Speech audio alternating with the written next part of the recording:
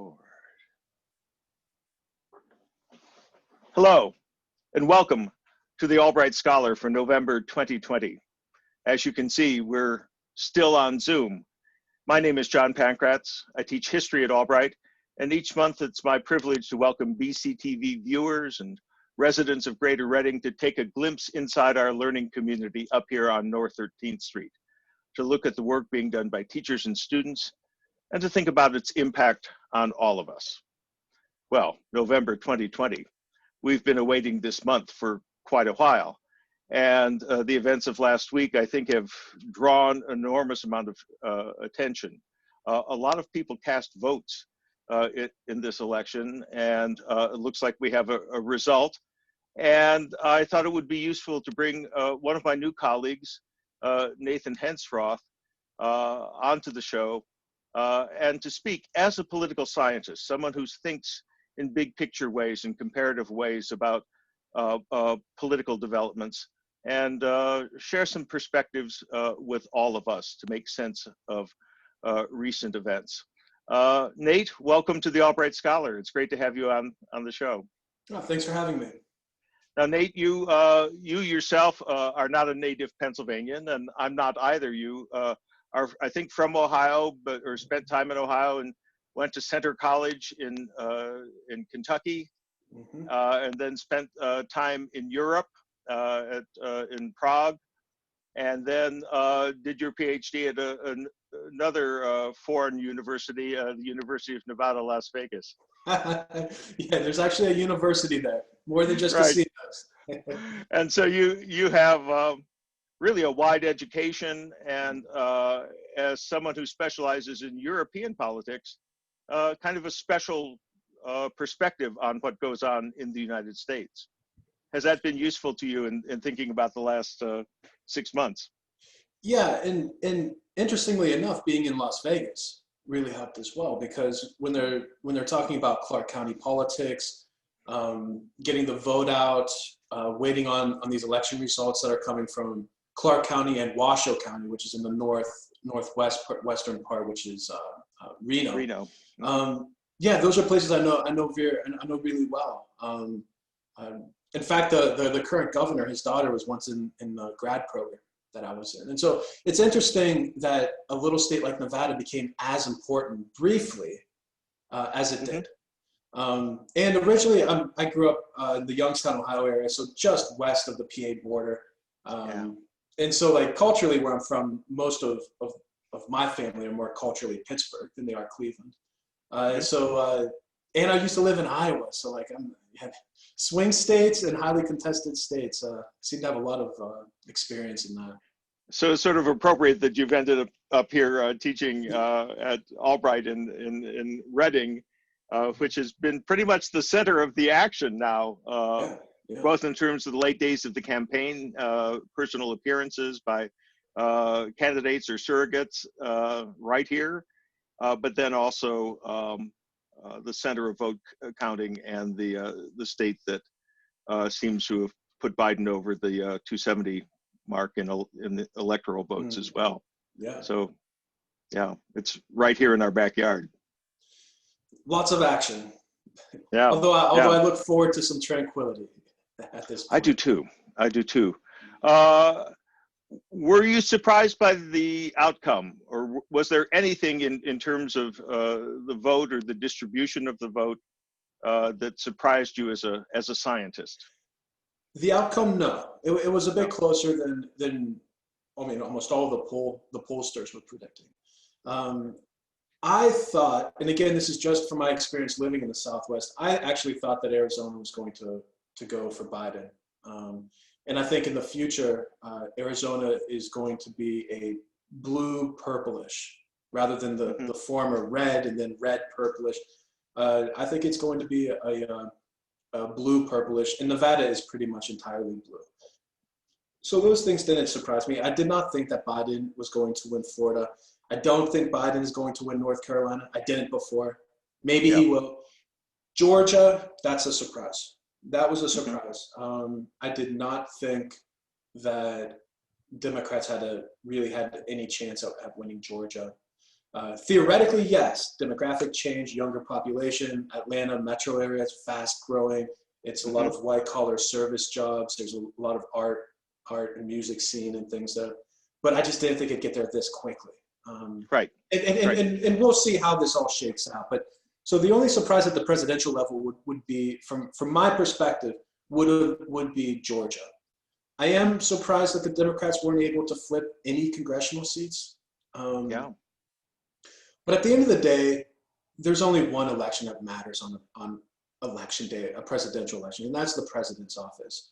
And so, it was a good day for Democrats, and uh, and it's really it was just the reverse from 2016. You saw slim margins, although this time they weren't quite as slim in Michigan or right. Wisconsin. But But almost exactly the same here in Pennsylvania. yeah, yeah, which Currently about 44,000 votes, and that was Trump's that's a positive margin in neighborhood. 2016. Yeah, Yeah, that's a neighborhood. Like for people that are watching this, 40,000 might seem like a lot. Even in Michigan, 150,000 might seem like a lot of votes, but not when you're talking about a state with 12 million, 13 million people. That's incredibly close. hmm, Um, I think most people would predict that Biden would win Pennsylvania. Um, so I don't think anyone is shocked the way when Trump was able to revert. I mean, the last time a Republican president had won, those with Wisconsin, Michigan, Pennsylvania, was it 92? Maybe I one of think them so. won one of them, and maybe even like someone might have been 1984 might have been the last time. Right, So like all three. that was a little shocking when Trump won those three states because very few people predicted that. Hmm. Almost no one predicted that. But this time, I think most people predicted that Biden would win them. But PA was still closer than what a lot of Democrats would have wanted it to be. Right. And these elections that involve an incumbent, there is an awful lot of, well, just in general, there's a lot of inertia. People really don't individually flip flop all over the place. There may be some undecided voters. I'm not quite sure who they are, but the vast majority of voters in the United States are kind of loyal to their own traditions and their own values and the parties that they've supported in past elections. Yeah, party identification or party ID. It's very hard um, for someone to vote for the other party. In the American system, there are two parties. Essentially, there are two parties. So if you strongly identify with one, even if you don't like the leader of it or the candidate who's running the nominee, that's a very hard decision to make to vote for a party that you don't identify with. For independence, it's not an issue. That's not the bigger thing.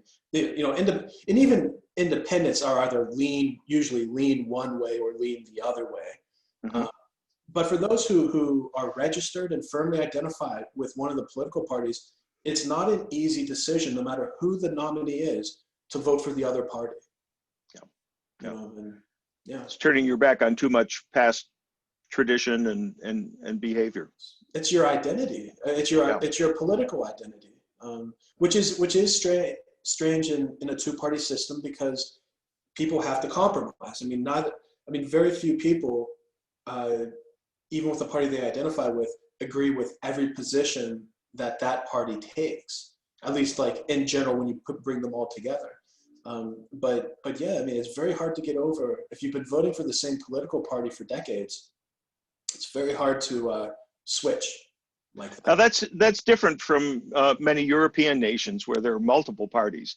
Here in the United States, politics makes strange bedfellows because we force people to get in one bed or the other. But in France, there are 13 or 14 different beds that people can lie in.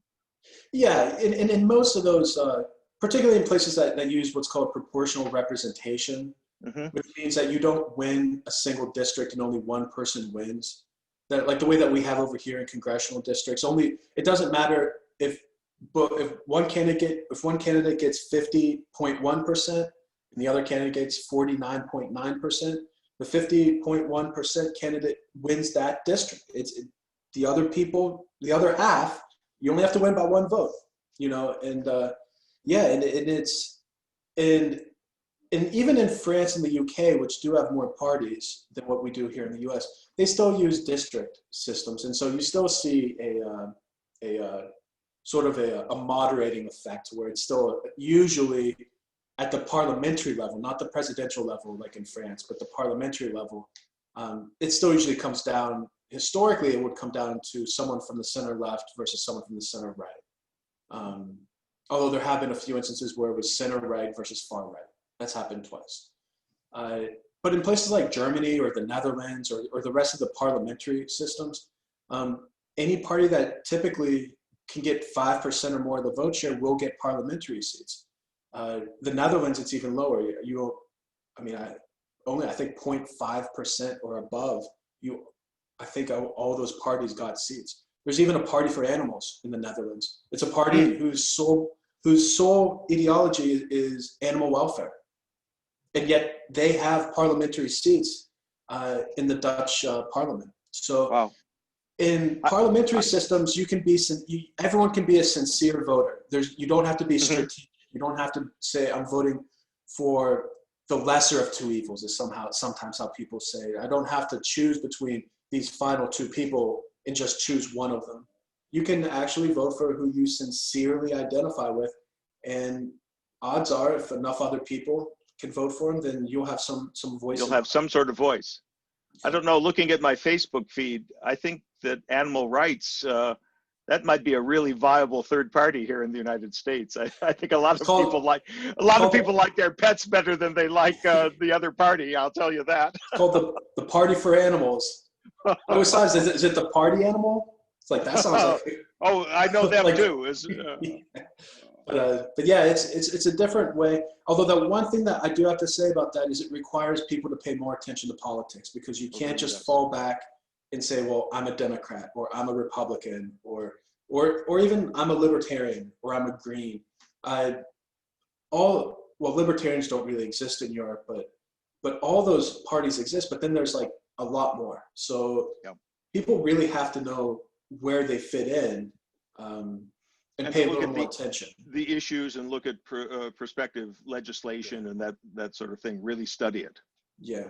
It also, last thing I'll say about that is it also requires cooperation, because typically what will happen is a coalition government will have to be formed. And so it forces people and parties to get along with things, which that actually wouldn't be a bad thing, I think, in the American case.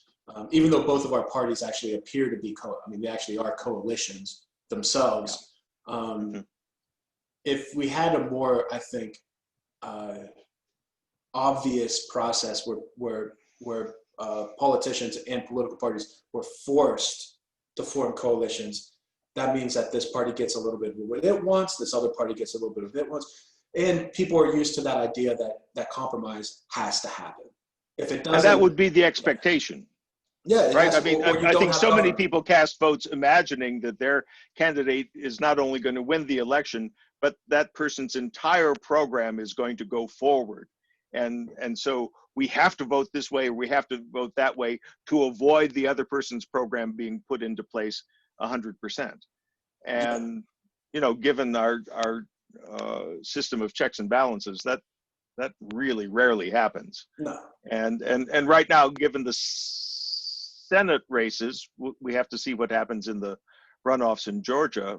It looks like there will be a Democrat president and a Republican majority in the Senate and a Democratic majority in the House. So it looks that way, and that will require compromise. It will. That will require compromise.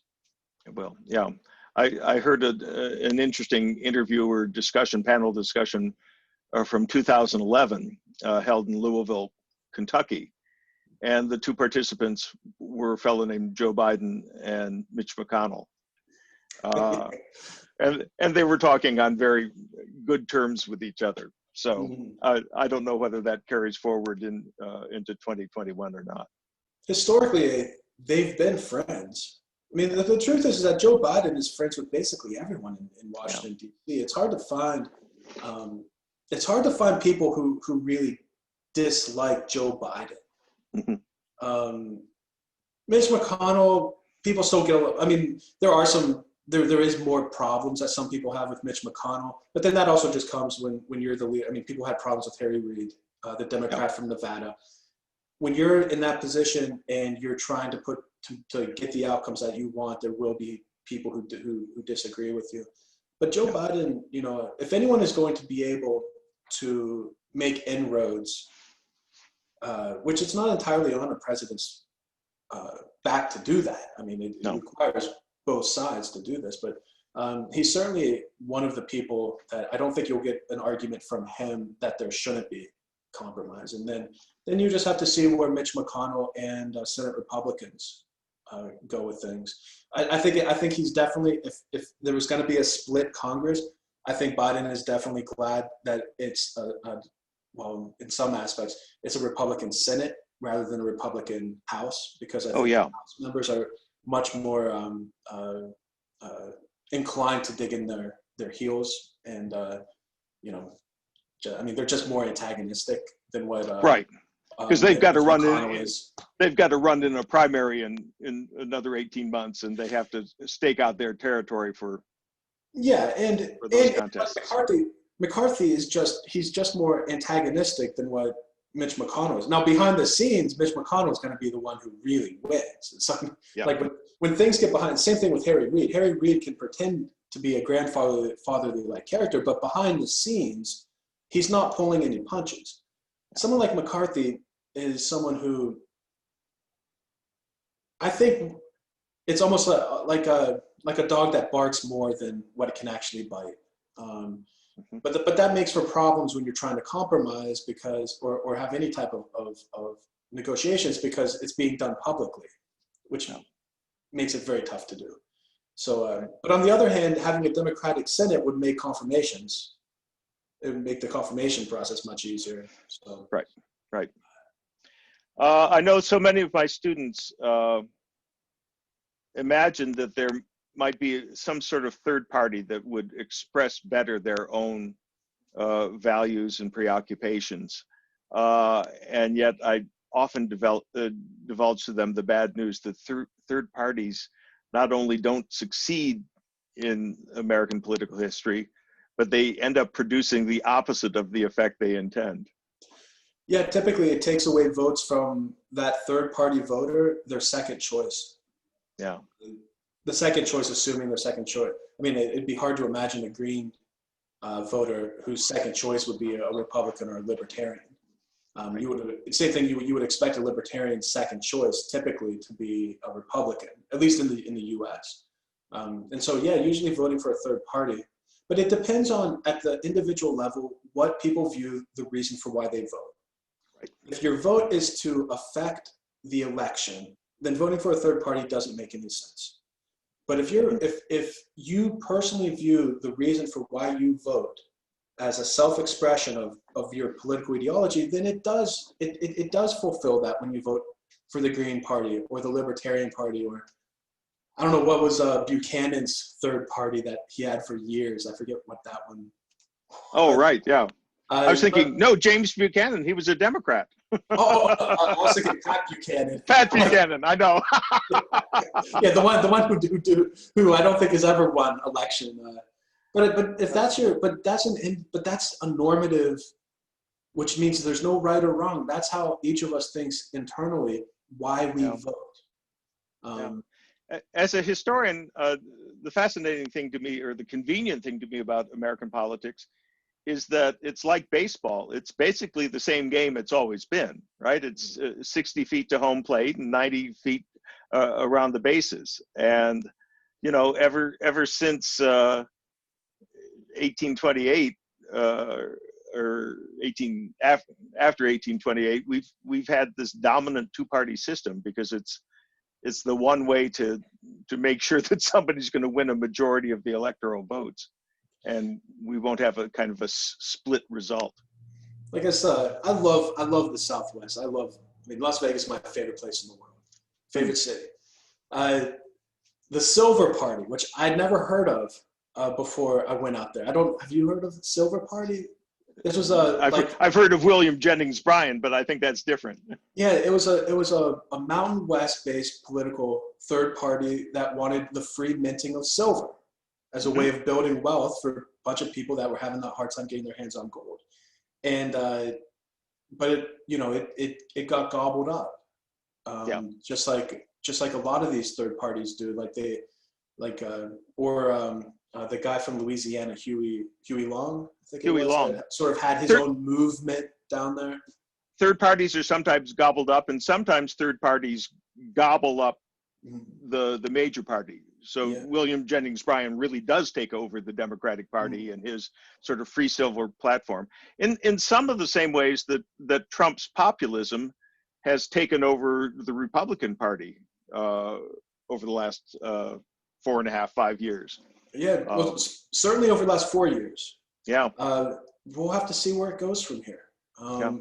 This is, and the one thing is, and this is for anyone watching who is either ecstatic about the outcome or they're sad or depressed about the outcome.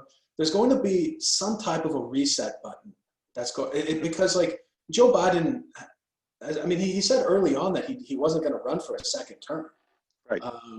And I don't see any reason not to believe that. So both parties are going to essentially be running without any incumbent. And it won't be like 2016 because Clinton really was running to extend Obama. That's right. So there weren't really, there wasn't an incumbent, but there was kind of an incumbent. But in this case, even if Harris runs, is the eventual nominee on the Democratic side, that's not Joe Biden's. Like that's going to be a new generation, and it really will. Yeah. And so both parties are going to go through, the sausage making process, and it's not going to be pretty. It's going to look like a lot of these primaries where probably this will be an instance probably where both sides have about 20 people, and they try to squeeze them all on that stage, or they have multiple days for the debates, and you're going to see where the parties go from here, because both the rural areas and the small towns, that's Republican country. And Democrats can try to peel off a few votes there, but they're never going to win those places. The urban areas, that's Democratic country. Republicans can try to peel off a few votes here and there. I think they actually did in Philly. They did, yeah. No, I was noticing the New York Times map of Pennsylvania, and the striking thing was that Trump did 4% better in the Philadelphia vote than he had in 2016. I would guess that's South Philly.